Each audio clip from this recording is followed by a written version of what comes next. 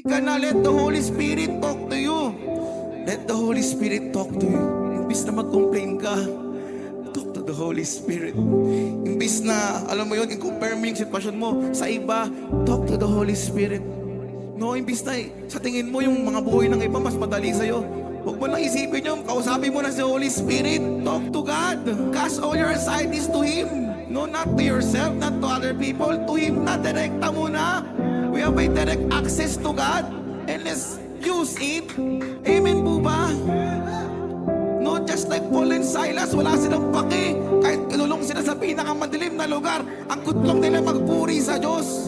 No, it will not hinder their situation. Kaya right now, I don't know if I'm speaking to someone here na hirap ka na sa ministry, you are discomforted by the things that happening on this church. Pero right now, I'm telling you, you should focus to God. You should let the Holy Spirit steer you up.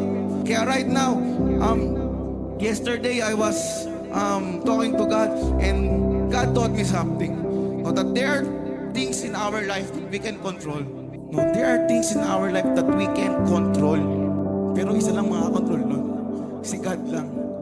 No, so, imbis na dun mo ibigay yung attention mo sa mga bagay na hindi mo makontrol, just put your attention to God and God will fix that. Amen po ba?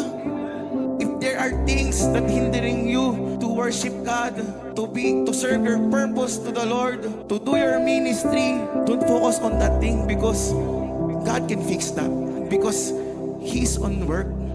He is on work. And huwag ka na mag-focus doon. Si God na bahala doon. Focus to God. Fix your eyes to God. Amen?